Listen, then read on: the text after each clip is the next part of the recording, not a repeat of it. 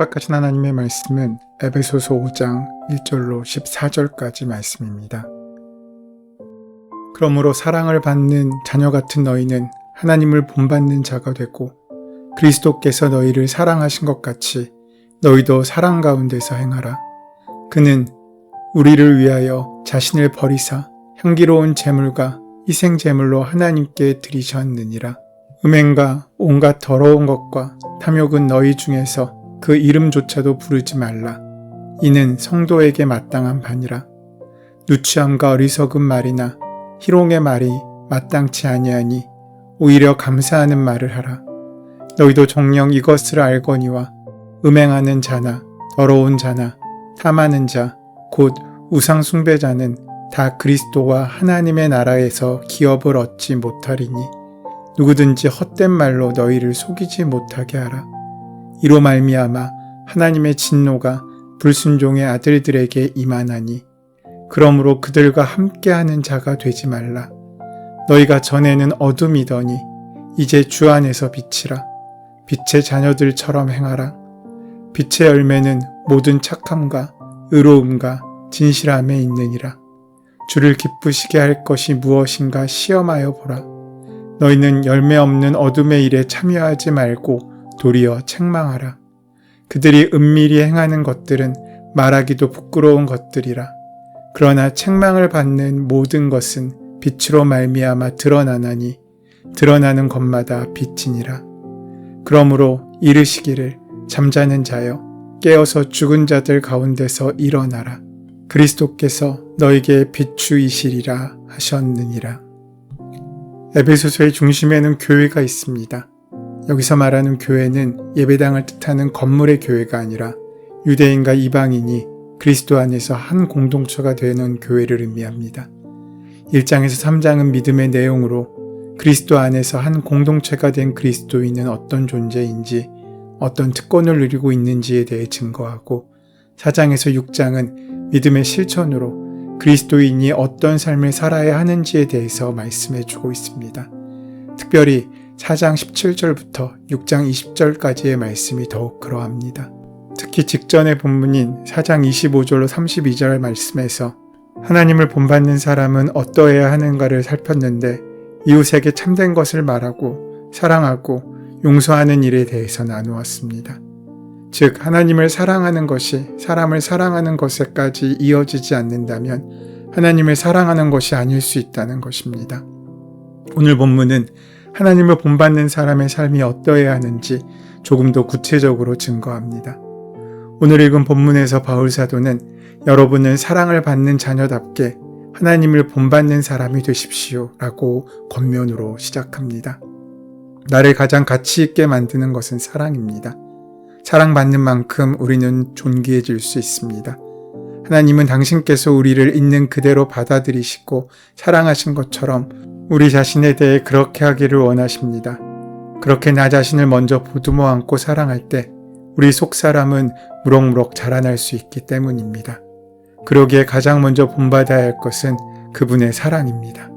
사랑을 체험할 때 일어나는 변화는 그 사랑이 우리의 말과 행동을 통해서 우리 이웃에게까지 전해지는 것입니다.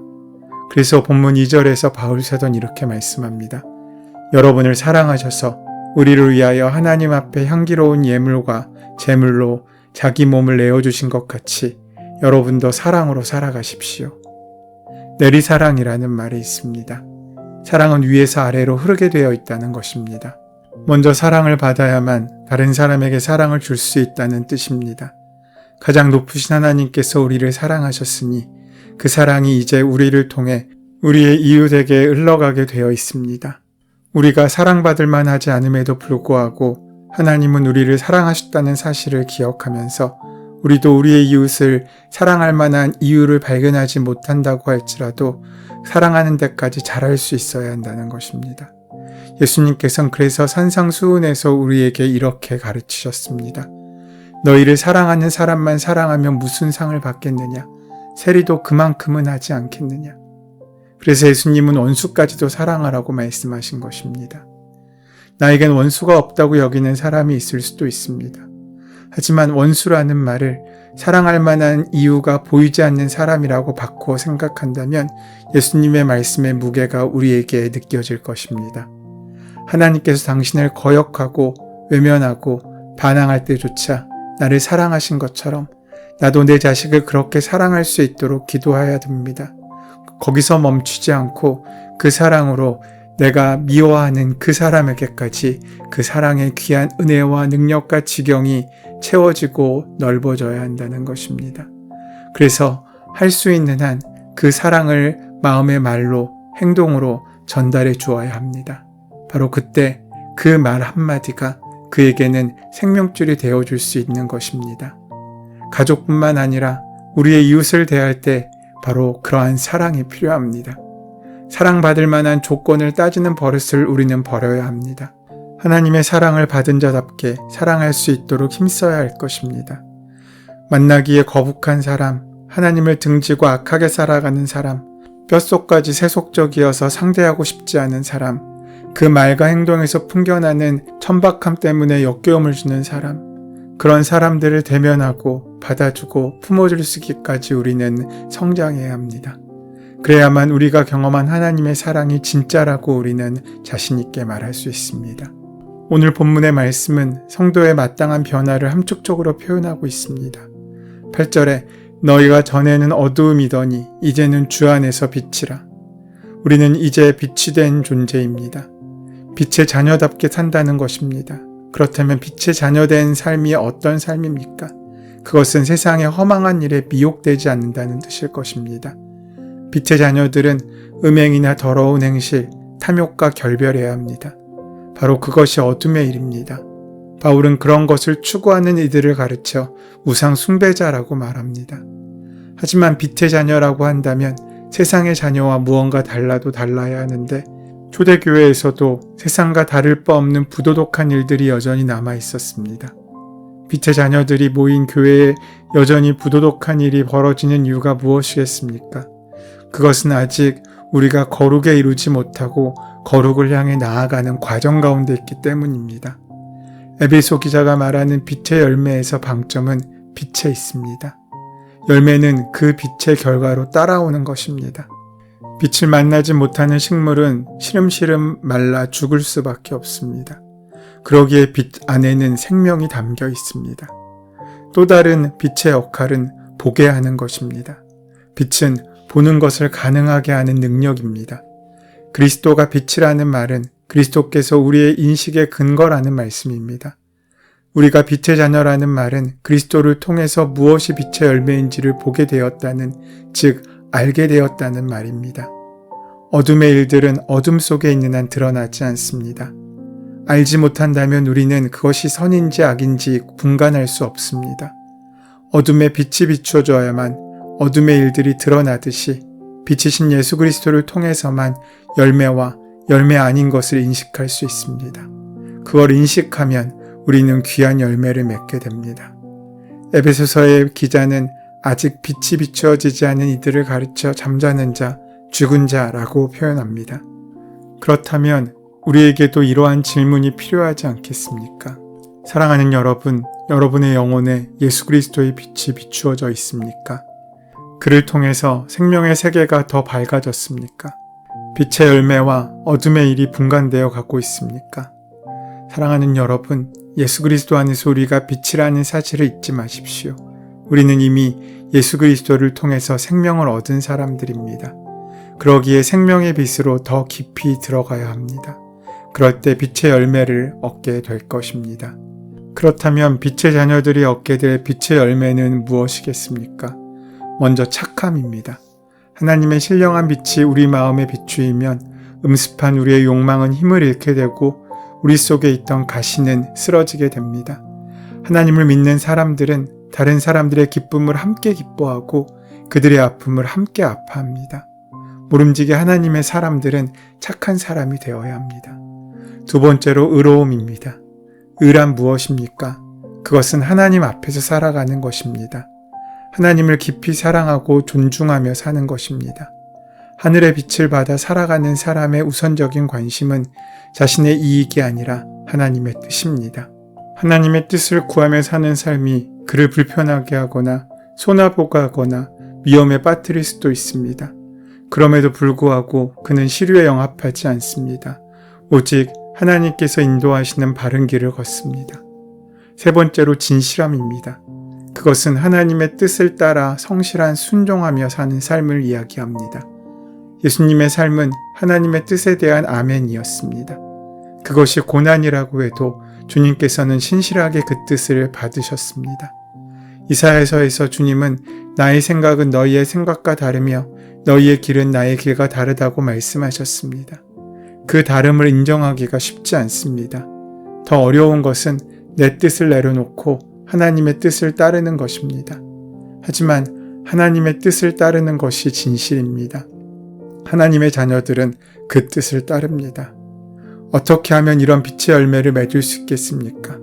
성경은 주께 기쁘시게 할 것이 무엇인가 시험하여 보라고 말합니다. 우리가 누군가를 사랑한다면 그가 기뻐하는 일을 하기 위해 최선을 다합니다.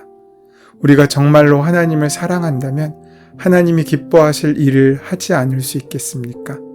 삶 속에서 선택의 갈림길에 설 때마다 하나님이 기뻐하실 일이 무엇인지를 한 번이라도 묻는다면 우리의 삶은 분명 달라질 것입니다. 행복할 줄 모르는 사람들에게는 공통점이 있습니다.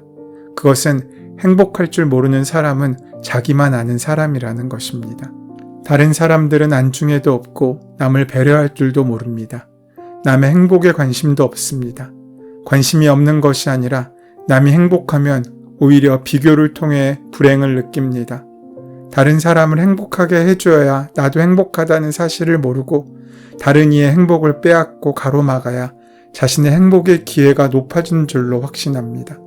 그래서 겉으로는 웃고 살지만 속으로는 칼을 갈고 그 예리한 칼을 가지고 상대방을 찌르며 삽니다. 나도 남을 찌르고 남도 나를 찌르고 하는 그런 세상에서 그런 삶을 사니 어떻게 행복해질 수가 있겠습니까? 사람은 남을 돕고 섬길 때야 비로소 행복해집니다. 남을 기쁘게 해야만 나도 기뻐집니다. 왜 그렇게 되는지 여러분 그 이유를 아십니까? 아주 간단합니다. 하나님께서 우리를 그렇게 만드셨기 때문입니다. 그런데 사단이 이것을 바꾸어 놓았습니다. 선악과를 따먹고 범죄하게 하였습니다. 그래서 선악의 기준이 내 욕망과 내 욕심과 나의 이기심으로 바뀌게 될 때 우리는 아무렇지 않게 죄를 짓게 된 것입니다. 이러한 죄의 뿌리에는 욕심이 있습니다. 이 욕심은 치명적입니다. 이 욕심이 다른 사람의 잘됨을 보고 기뻐하기는커녕 오히려 시기하며 질투하게 만드는 것입니다. 그래서 남을 돕고 섬기는 일을 본능적으로 가로막게 됩니다. 자기의 행복과 기쁨을 위하여 다른 사람들을 짓밟고 그들의 것을 빼앗기 위해 궁리합니다. 그러면서도 자기가 짓밟히고 궁지에 몰리게 되어버립니다. 그러면서 사람들은 상처받고 외로워지고 궁핍해지기 시작합니다. 그것이 바로 예수님을 만나기 전에 우리의 모습이지 않습니까? 그런데 그런 우리 안에 예수님께서 오시면서 우리의 삶의 기준이 바뀌어집니다. 하지만 기준이 바뀌는 것으로 끝나선 안 됩니다. 주님께서 사랑으로 그 목숨값으로 열어주신 그 길을 함께 걸어가 주님께서 기뻐하시는 빛의 열매를 맺는 삶을 살아야 하는 것입니다. 성경은 우리 그리스도인들에게 열매를 맺으라고 말합니다. 그런데 어둠의 일은 열매가 없다고 합니다. 사도 바울이 어둠의 일에 참여하지 말고 도리어 책망하라고 권하는 것은 우리도 어둠의 일에 관심이 많기 때문이지 않습니까? 어둠의 일, 즉 은밀히 행하는 것의 결과는 언제나 부끄러움입니다. 어둠의 일이 재밌어 보여도 그 길을 따르는 것보다 빛에 거하는 것이 하나님을 본받는 것이고 참된 행복을 얻는 삶의 지혜로운 길입니다. 그래서 오늘 바울 사도는 우리에게 빛에 거하기를 촉구합니다. 우리가 그리스도인으로 영원한 빛이신 주님의 빛을 받아서 세상의 어두움을 드러내는 역할을 하라고 주님은 말씀하십니다. 어둠은 결코 물러가라고 외친다고 해서 물러가지 않습니다. 그러나 아무리 칠흑같이 어두운 곳도 촛불 하나만 켜면 그 주변은 환하게 밝아집니다. 하나님을 본받는 사람이 되는 것은 빛으로 사는 것을 통해 이루어지게 됩니다. 하나님께서는 우리에게 그 삶을 살게 해주시기 위해서 빛이신 아들을 우리에게 보내주셨으며 우리가 빛으로 살려고 하지 않을 때도 오래 참아주셨습니다. 오늘 우리가 하나님을 본받는 자녀가 되기 위해 우리에게 맡기신 귀한 은혜의 삶을, 빛된 삶을 믿음으로 살아가고 시작하는 귀한 은혜가 함께하게 되시기를 소원하고 축원합니다. 은혜의 주님, 전엔 어둠이었던 우리를 이제 빛의 자녀로 하나님을 본받는 사람들로 불러주시니 감사합니다. 오늘 하루 우리의 삶을 통해 모든 착함과 의로움과 진실함의 빛의 열매가 맺어질 수 있도록 인도하여 주시옵소서. 예수님의 이름으로 기도드립니다. 아멘. 이제 오늘 이 아침 우리에게 허락하신 오늘 본문의 말씀이 나에게 주시는 말씀으로 만나지기 위하여 본문의 말씀을 깊이 묵상하시고 함께 기도하는 시간 가지도록 하겠습니다. 함께 기도합니다.